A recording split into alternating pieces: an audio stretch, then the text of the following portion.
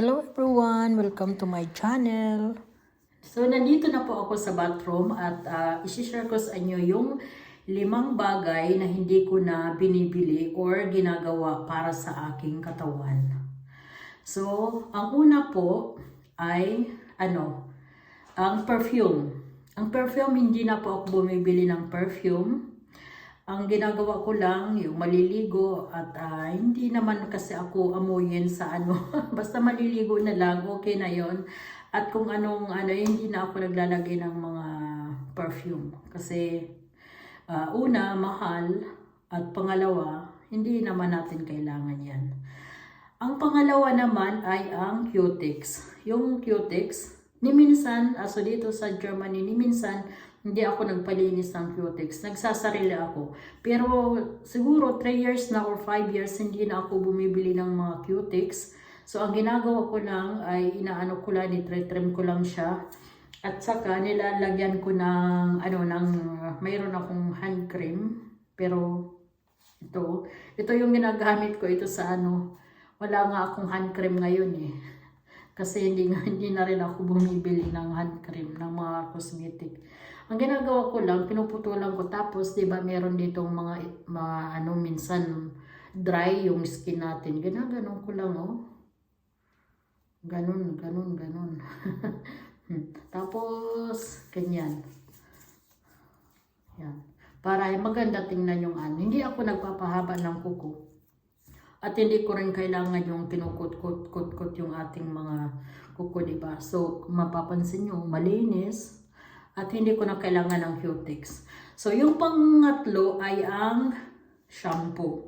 Ang shampoo, hindi na rin po ako bumibili ng shampoo, kundi ang ginagamit ko na sabon ay, taran! Itong sabon na ito yung ginagamit ko sa ulo, sa katawan, sa mukha. Meron din nabibili na mga sabon na para lang sa sa buhok, meron din para lang sa mukha, meron din para sa katawan. Nasa sa inyo yan. Pwede din naman isa hanggang kumpleto na sa Kaya ko ito ginusto yung yung bar soap dahil konti lang yung yung lagayan, hindi siya mabigat. Hindi kagaya ng lagayan ng shampoo na malaki yung plastic, di ba? So hindi na ako bumibili ng mga shampoo na nasa nasa mga plastic, kundi ito ang ginagamit ko. Lahat na sa mukha. Tapos ang pang-apat naman ay lotion. Ang lotion, hindi na po ako bumibili ng mga lotion na mga nabibili ng sa store. Meron akong ginagamit at ngayon isa-share ko sa inyo.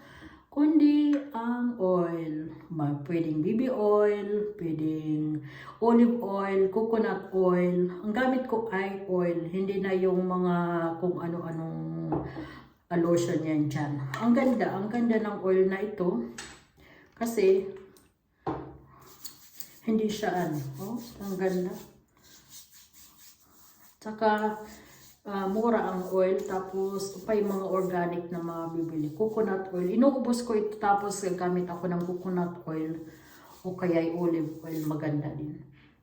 Ayan. Tapos yung panglima naman, ito yung gagawin ko ngayon. Hindi na ako nagbabayad mula nung nag-pandemic. Hindi na ako nagpapagupit. So, ito mga sangkay, hinono ko na yung binasa ko muna yung aking buhok at ito yung panglima na gusto ko i-share sa inyo. Kaya nakakatipid ako pagdating sa mga cosmetics. So, susuklayin ko lang yung aking buhok. So, dito ako kasi parang madilim doon. So, ang gagawin ko lang, yun, sinuklay ko na. Tapos, meron ako ditong pantali. Tatalian ko lang yung aking buhok. Ang ganito. Yung kabilaan. So, mag-DIY tayo. Para makatipid tayo. Kasi gusto nga natin maging minimalist. So, ayan. Po. Ang gagawin ko, nasa sa inyo kung gaano kalaki ay kahaba yung gustong gupitin. Pero ako, ayoko naman sobrang dito, yung pagtatagpuin ko lang yung aking buhok. Yan. Ganyan siguro. Ayan. So, ganito yung gusto kong gupit na buhok. Ay, haba ng aking buhok. So, gupitin lang natin. Pwede din naman hatiin muna. Dito hatiin para hindi masyadong makapal yung yung paggupit. Ayan. Paano ko ba gawin? So, magupit tayo.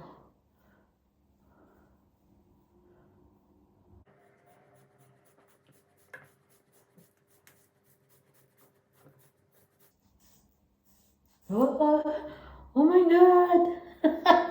Ayan ayan. So, yung kabila naman, oh my God. Ang haba.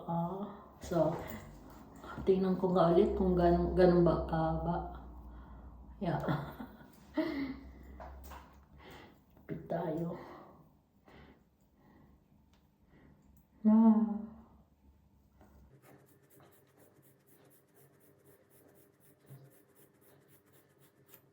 Oh my God!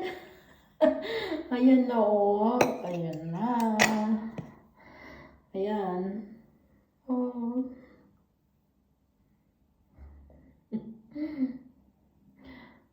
Ang dami. Ang haba. So, ayan na po.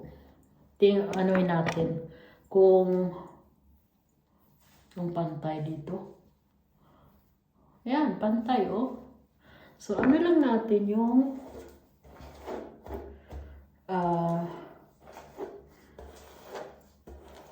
pantayin natin dito sa gitna. Pag hindi naman tayo sigurado na pantay, ay hindi siya pantay, pwede naman natin ipapantay sa papantay natin sa asawa or sa anak, sa kapatid. Yan. Pantay ba? Pagka hindi pantay, pwede natin yan ipapantay. So, yan po, DIY. Yan. Diba, nakatipid tayo. Hindi na tayo pupunta sa sa parlor at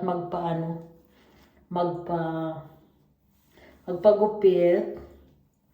Diba? Yan.